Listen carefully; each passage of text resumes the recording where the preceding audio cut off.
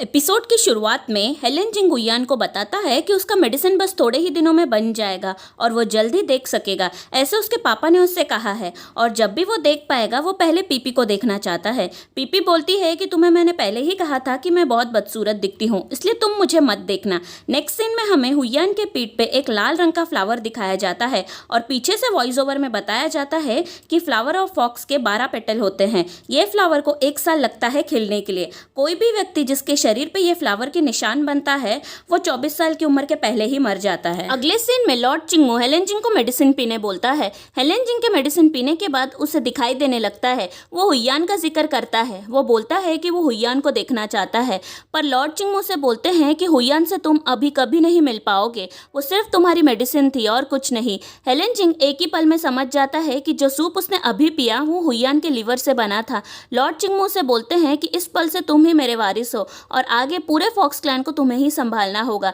इसलिए अच्छे लीडर कैसे बनते हैं अब ये तुम्हें सीखना चाहिए। हेलेन जिंग गुस्से से हुयान से मिलने जाता है, पर वहाँ के सभी गार्ड्स उसे रोकते हैं। हेलेन जिंग लॉर्ड चिंगमो से पूछता है कि आपने मेरे साथ ऐसा क्यों किया? आपको पता है ना कि मैं हुयान से बहुत प्यार करता हूँ। अगर आपको ऐसा करना था तो आपने मेरी शादी हुयान से क्यों कराया? हम दोनों को एक साथ बड़े होने क्यों दिया? लॉर्ड चिंगमो बोलता है कि वो ह्यूमन गर्ल सिर्फ तुम्हारी मेडिसिन थी और ये सब मैंने इसलिए किया क्योंकि फ्यूचर में कभी भी तुम ह्यूमन गर्ल से प्यार करने की हिम्मत नहीं करोगे। उसके बाद हेलेन जिंग हुयान की बॉडी को देखने जाता है। हुयान तभी अपनी आखिरी सांसें ले रही थी। हुयान हेलेन जिंग को देख के बोलती है कि फाइनली तुम मुझे देख पा रहे हो, पर मुझे तुम माफ़ करना क्योंकि मैं तुम्हारे साथ आगे नहीं रह पाऊंगी। और उसकी वहीं पे मौत हो जाती है। अब प्रेजेंट में पीपी को होश आता है। वो हेलेन जिंग को बाजू में देखती है जो उसका ख्याल रख रहा था। वो हेलेन जिंग को बोलती है कि पता नहीं मैंने कौन सा गलती किया है जो मुझे ऐसी सज़ा मिल रही है, पर हेलेन जिंग उसे बोलता है कि तुमने कोई गलती नहीं की है और ना ही उन दोनों ने कोई गलती किया है। सब कुछ सही या गलत से नहीं तोला जाता। पीपी उससे पूछती है कि क्या तुम मुझे अभी खा सकते हो? हेलेन जिंग बोलता है कि हाँ, पर अभी नहीं, जब तुम मुझे सच्चे दिल से प्यार करने लगोगी तब। पीपी सैडली मुस्कुराते हुए बोलती है कि फिर वो दिन कभी भी नहीं आएगा क्योंकि अब मैं किसी से भी प्यार नहीं कर पाऊंगी। दूसरी ओर वांग शुआन हेलेन जिंग, छनवा, क्षुक्शन और ख्वन्यांग के बीच का कनेक्शन ढूंढ रही थी। वो उनकी बॉस से हेलेन जिंग का इंटरव्यू मटेरियल मांगती है जो पीपी ने लिया था। उसकी बॉस बोलती है कि पीपी ने कोई भी इंटरव्यू रिलेटेड डॉक्यूमेंट नहीं दिया है और अब वो रिजाइन भी कर चुकी है। वांग शुआन को लगता है कि पीपी जरूर उन चारों के बारे में कुछ पावरफुल सीक्रेट्स जान गई होगी, इसलिए उसने रिजाइन किया। इसके बाद उसका कलीग उसे रिकॉर्डर देता है जिसे पीपी ने इंटरव्यू के वक्त यूज किया था। दूसरी ओर डिप्रेस्ड पीपी हेलेन जिंग के घर से जा रही थी और वो हेलेन जिंग को उसका पीछा करने से मना करती है। वहां से जाते वक्त उसे कॉल आता है जो एक एक्सट्रीमली लैविश रेस्टोरेंट से था। पीपी ने चाइनीज वैलेंटाइन डे के लिए उसके और जाइलिन के लिए वहां पे टेबल बुक किया था। पीपी बोलती है कि वो रिजर्वेशन कैंसिल करना चाहती है, पर रेस्टोरेंट स्टाफ उसे बताता है कि रिजर्वेशन कैंसिल नहीं किया जा सकता और अगर उसने रिजर्वेशन कैंसिल भी किया उसके चार्जेस उसके बैंक अकाउंट से डायरेक्टली डिडक्ट किए जाएंगे। पीपी शाओजू के घर पे जाती है। शाओजू से नूडल्स खिलाने की कोशिश करती है, पर पीपी बहुत डिप्रेस थी। वो कुछ भी नहीं खाती है। वो बोलती है कि वो बहुत स्टूपिड है क्योंकि जाइलिन उससे ब्रेकअप करना चाहता है, वो ये जानती थी, पर रीज़न टैंगशिन होगी ये कभी भी उसने सोचा नहीं था। पर उसके तुरंत बाद वो उन तीनों के स्कूल टाइम मेमोरीज को याद करती है। जब पीपी के पापा को जॉब से निकाला गया था वो पीपी के स्कूल के बाहर खिलौने बेचा करते थे। ये देख के कोई भी उससे फ्रेंडशिप नहीं करना चाहता था, पर टैंगशिन और जाइलिन दोनों ने उससे फ्रेंडशिप किया और उसके पापा की कभी कभी खिलौने बेचने में मदद भी करते थे।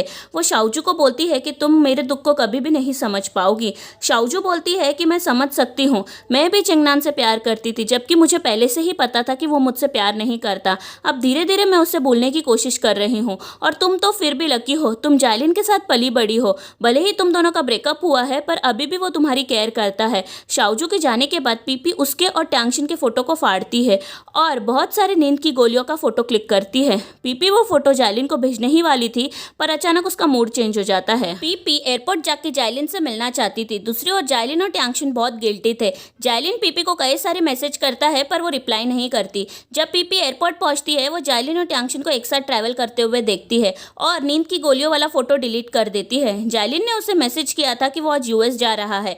पीपी उसे हैप्पी जर्नी मैसेज करती है और वहां से चली जाती है।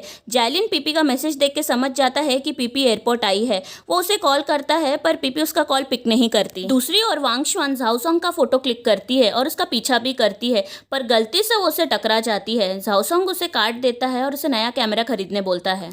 इसी बीच पीपी हेलेन जिंग के घर जाके उसे अपने साथ कहीं चलने बोलती है। पहले तो वो एक हाई एंड स्टोर में जाके खुद के लिए एक प्रिटी सा व्हाइट कलर का हाफ कट ड्रेस परचेस करती है। हेलेन जिंग उसे बोलता है कि वो ड्रेस के पैसे वो खुद पे करेगा, पर पीपी बोलती है कि ये ड्रेस वो खुद को गिफ्ट कर रही है। इसके बाद पीपी उसे ब्यूटी पार्लर लेके जाती है। पीपी खुद को मेकओवर करती है। हेलेन जिंग उसे व्हाइट ड्रेस में देख के इम्प्रेस हो जाता है। अब ये दोनों वो रेस्टोरेंट में जाते हैं जिसे पीपी ने बुक किया था, चाइनीज वैलेंटाइन डे के दिन जाइलिन के साथ जाने के लिए। यहाँ पे हेलेन जिंग पीपी के लिए खाना मंगाता है। पीपी को अकेले खाने खाने के लिए इच्छा नहीं हो रहा था, इसलिए ना चाहते हुए भी हेलेन जिंग उसे डिनर करने के लिए ज्वाइन करता है। वो भी उसके साथ खाना खाता है, पर कुछ समय बाद वो वॉशरूम जाके वॉमिट करता है। पर वो पीपी को इसके बारे में कुछ नहीं बताता, पर वो नहीं जानता था कि पीपी को ऑलरेडी पता है कि वॉशरूम में वो वॉमिट कर रहा था, क्योंकि वॉशरूम के बाहर ही वो खड़ी थी। वो दोनों रेस्टोरेंट से बाहर आते हैं। अब रास्ते में जाते वक्त हेलेन जिंग को फ्लावर शॉप नजर आता है, इसलिए हेलेन जिंग पीपी को फ्लावर्स खरीद के देता है। पीपी हेलेन जिंग को बोलती है कि वो फेरिस व्हील में राइड लेना चाहती है, इसलिए दोनों फेरिस व्हील में जाते हैं। अब पीपी हेलेन जिंग को बोलती है कि वो हमेशा से फेरिस व्हील अपने फियांसे के साथ जाना चाहती थी, इसलिए इतने सालों से वो खुद को फेरिस व्हील राइड लेने के लिए रोक के रखी थी, पर जिसके साथ वो जाना चाहती थी वो ऑलरेडी किसी और से प्यार करता है। अब जैसे ही उनका राइड ऊपर आता है, पीपी हेलेन जिंग को बोलती है कि उसे ऊंचाई से डर लगता है, इसलिए हेलेन जिंग अपने हाथों से उसके आंखों को कवर करता है। अब पीछे से वॉइस ओवर में पीपी बोलती है कि एक बार मैंने एक सॉन्ग सुना था, उसके लिरिक्स कुछ इस तरह थे, लाइफ में जब आप नए प्लान के साथ बिजी रहते हो तभी कुछ एक्सीडेंट्स आपके साथ घटते हैं। हमें हमारे लाइफ को प्लान करने की आदत है, पर लाइफ हमेशा सरप्राइजेस या शॉक्स के साथ भरा होता है। वो आपको प्रेजेंट में दुख या टेंशन देता है, पर बाद में आपको रियलाइज होता है कि आपकी लाइफ धीरे धीरे बदल रही है। इसके बाद के सीन में पीपी और हेलेन जिंग बारिश में छाते के नीचे चल रहे थे। अचानक पीपी अपने पर्स से एक लेटर निकालती है और हेलेन जिंग को उसे पढ़ने बोलती है। वो लेटर जाइलिन ने बचपन में पीपी के लिए लिखा था।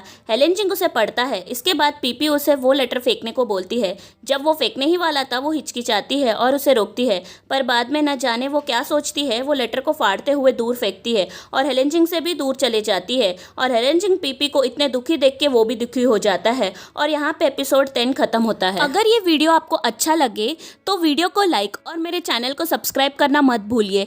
तो मैं मिलती हूँ आपसे अपने अगले वीडियो में। तब तक के लिए bye bye and take care.